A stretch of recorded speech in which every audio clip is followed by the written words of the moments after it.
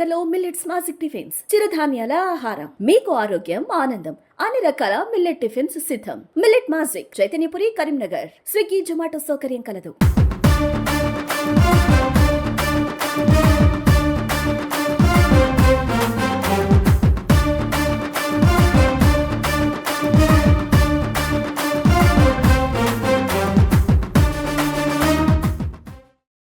ఎన్నికలు నువ్వా నేనా నాటక సహాయ్ కానీ కౌంటింగ్ మాత్రం ఏకచక్రాధిపత్యంగా బండి సంజయ్ మాత్రం నిలిచాడు. పోస్టల్ బ్యాలెట్ నుండి మొదలైనప్పటి నుండి రౌండ్ తన ఆధిక్యాన్ని కొనసాగిస్తూ 2 లక్షల పైచిలకు మెజార్టీ సాధించాడు. ఇప్పటి వరకు 2006లో ఉప ఎన్నికల్లో కేసీఆర్ 2,01,000 మెజార్టీ, ఆ తర్వాత 2014 వినోద్ కుమార్ 2,05,000 మెజార్టీ. ఇది ఒక కరీంనగర్ రికార్డు ఉండేది, అంటే అత్యధిక మెజార్టీ.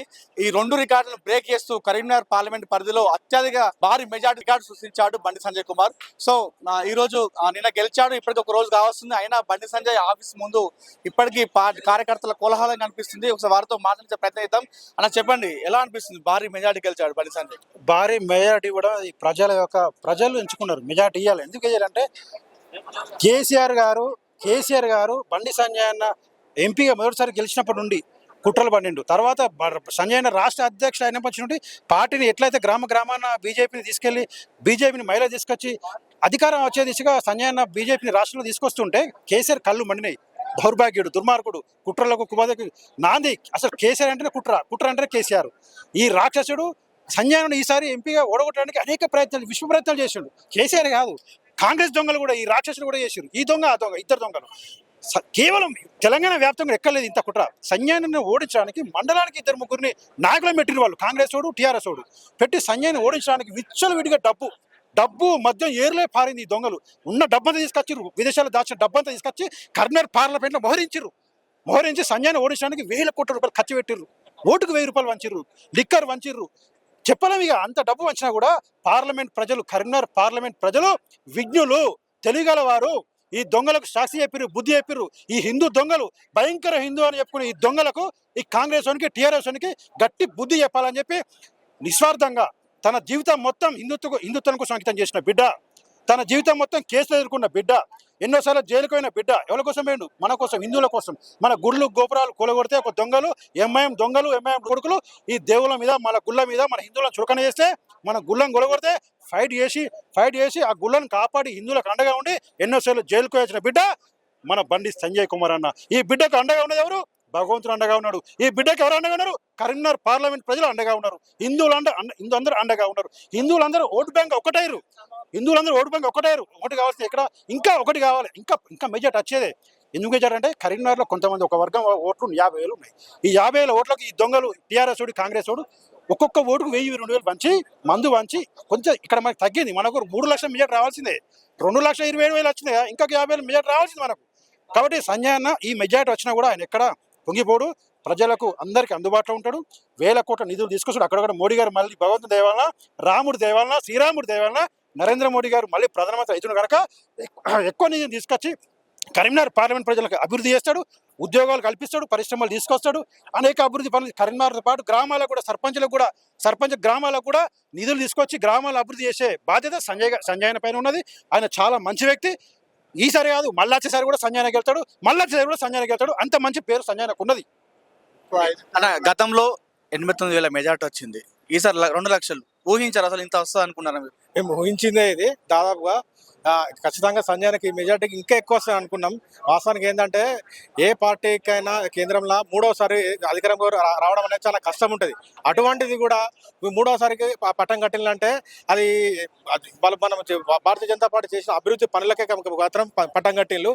దానిలో భాగంగానే నరేంద్ర మోడీ నాయకత్వాన్ని చూసి ఇక్కడ సంజయ్ని కూడా గెలిపించడం జరిగింది. సంజయ్ని కూడా ఇక్కడ ఎన్నో అభివృద్ధి కార్యక్రమాలు చేసిండు, ఎన్నో సంక్షేమ కార్యక్రమాలు, ప్రజాహిత కార్యక్రమాలు చేసిండు. అదే దృష్టిలో పెట్టుకొని ప్రజలు, యువత, మెయిన్ మొత్తం చిన్న పెద్ద అందరూ కూడా కలిసికట్టుగా పనిచేసి సంజయ్ అన్నకు ఓటేయడం జరిగింది. మేము ఇంకా కూడా వస్తా అనుకున్నాం. 2 లక్షల పైసలు వచ్చిందని చాలా సంతోషంగా ఉంది.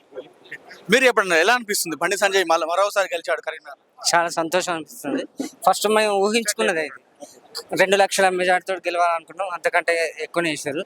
ప్రతి ఒక్కరికి ఓటేసిన ప్రతి ఒక్కరికి పేరున ధన్యవాదాలు చెప్తాను. మీరు ఎప్పుడన్నా ఓటేసిన ప్రతి కార్యకర్త సంబరాలు ఇంకా జరుపుకుంటున్నారు? అవును, ఓటేసిన ప్రతి కార్యకర్తకు అండ్ అభిమానులకు అందరికీ పేరు పేరున ధన్యవాదాలు.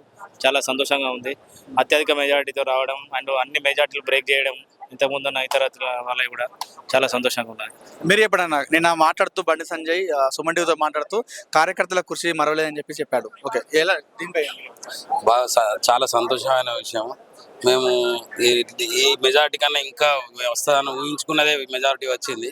దాని విషయాల్లో మేము సంబరాలు జరుపుకుంటున్నాం.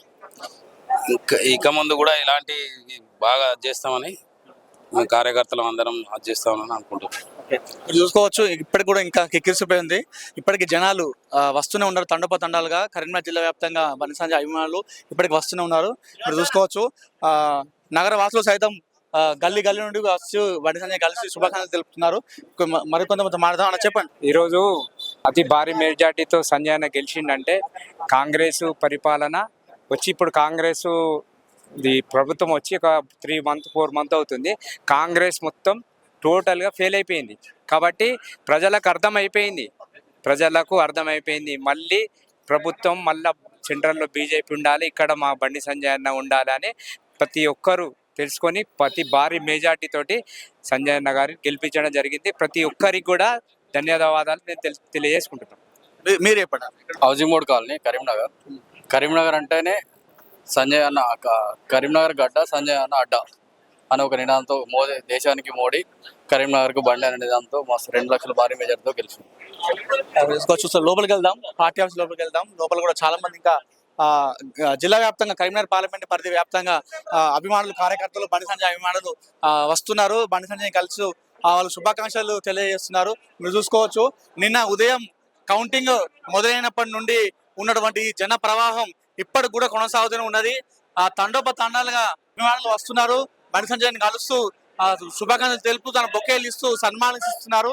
జిల్లా వ్యాప్తంగా వస్తున్నటువంటి అభిమానులకు అందరిది ఓపికత, అందరితో కలుస్తూ వారితో ముచ్చటిస్తున్నారు బండి సంజయ్. మీరు చూసుకోవచ్చు, ఇప్పటికి కూడా అందరితో సంభాషిస్తున్నాడు సంజయ్. వారితో సంతోషకరంగా ఫోటోలు దిగుతూ వారితో గడుపుతున్నారు సంజయ్ గారు.